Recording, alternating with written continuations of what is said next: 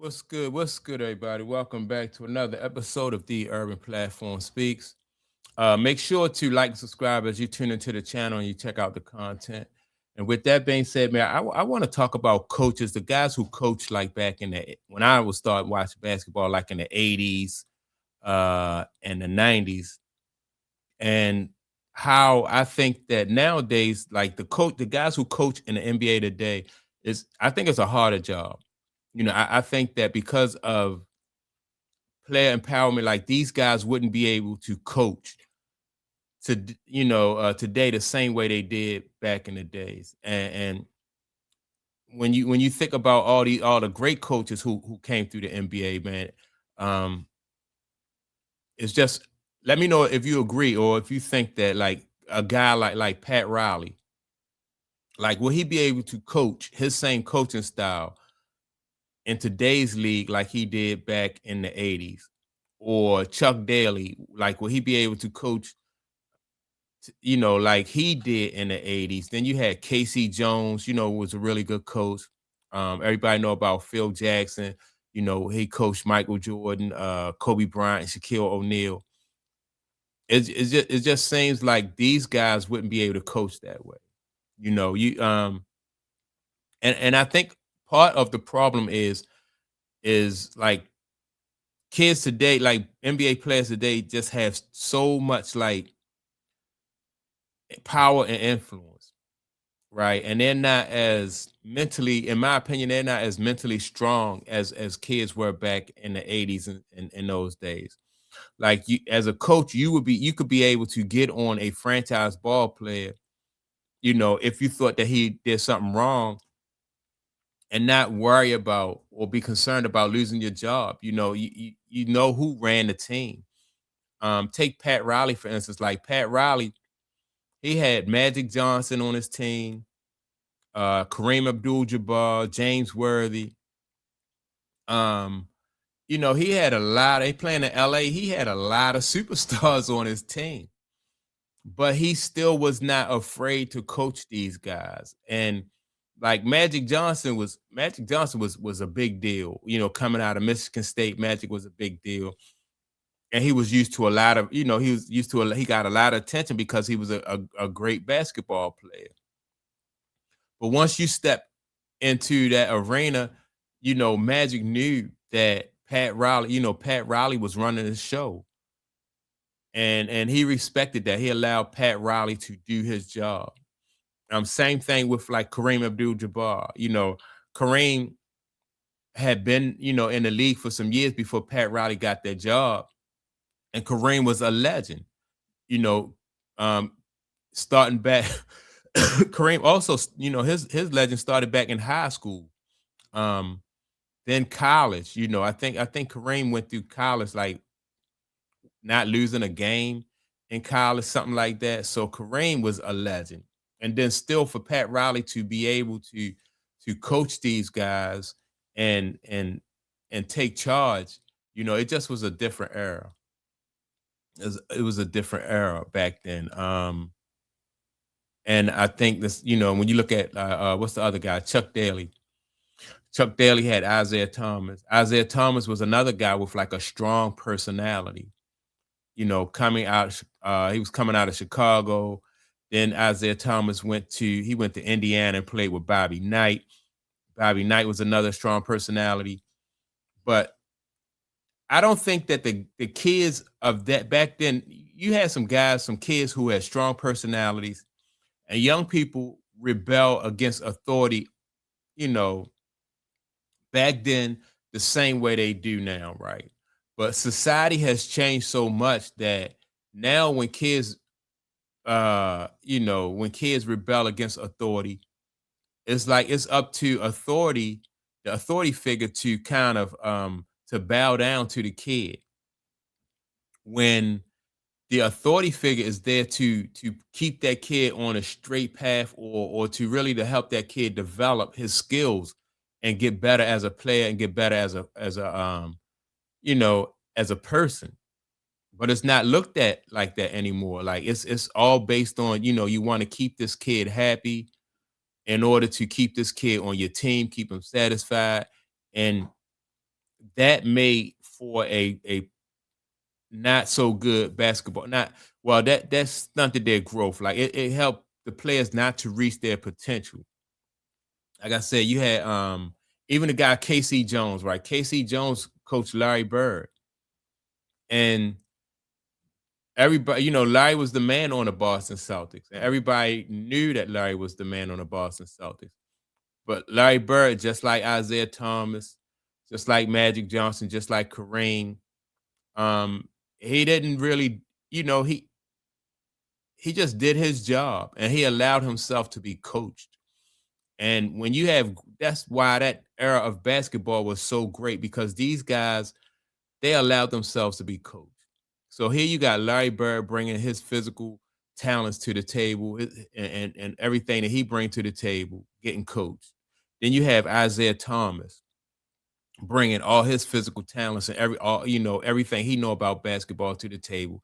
Then he allowed himself to be coached. Magic Johnson, Kareem, like, and Mike.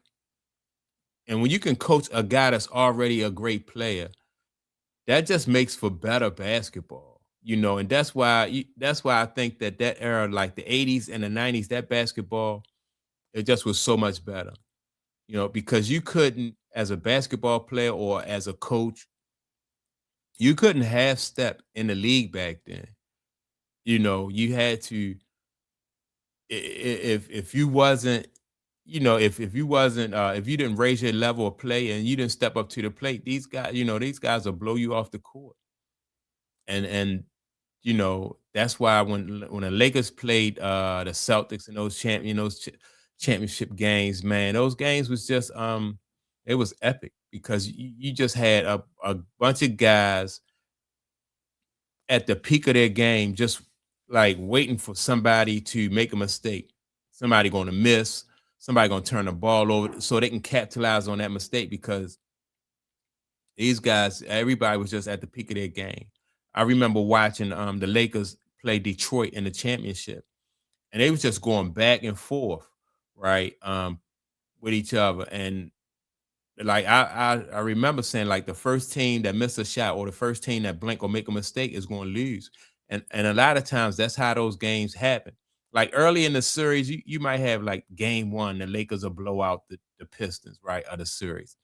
Then game two, the Pistons will come back and return a favor and blow them out. But by the time you got to like game seven, and everybody was sharp as far as like what the scouting report said, and everybody was sharp as far as like knowing their opponent's tendencies and what they like to do. Man, it was on. Like, how do you win like that when, number one, you could play? Everybody just knew each other so well as ball players, and they prepared for each other so well that the coaches was, like I said, the coaches were sharp, and they made sure the players were sharp. And it was hard. It was hard to win a championship back then, man. If you won a championship back then, you earned it. You actually earned it, and you paid for it. Like, wasn't no such thing as an asterisk. Like when Detroit won those two championships, wasn't no asterisk going behind theirs, because they earned it. When the Lakers won their championships, wasn't no asterisk. Even if somebody on the opposing team got hurt and missed a game or something, everybody know that that NBA season, or 82 games, and how many other games you play in the playoffs, then by the time you get to the championship, man, if you win a championship, you earned that. Wasn't no such thing as an asterisk back then, man. So, and that's why I just said, man, like with these guys coaching, and then the level of play, they raise the level of the play of those great athletes. But today's basketball player, and it's not, I'm not even blaming the basketball players, right? But I just think that because of society just made things just so much, it goes going so easy on the players, that they get away with so much, and you can't coach them, right? I remember the first time I noticed it is with Jerry Sloan. Jerry Sloan coached Karl Malone and what's the guard on the guard, man?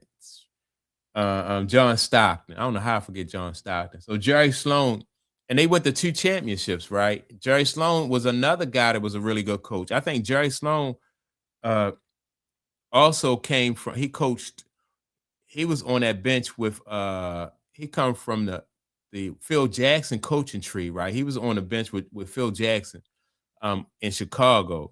And I'm not sure. I think Jerry Sloan actually played in Chicago, if I'm not mistaken. But anyway, Jerry Sloan, Coach Karl Malone, Coach John Stockton. Then he get this kid, this Russian kid, Andrei Karolinko, right? What they used to call him AK-47.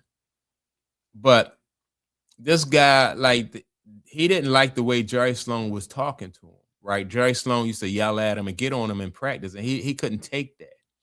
So they put a special clause in Jerry Sloan's contract or Andre Karolinko that he had to say something nice to him, like he couldn't yell at him anymore, right? And I was like, wow, this is crazy.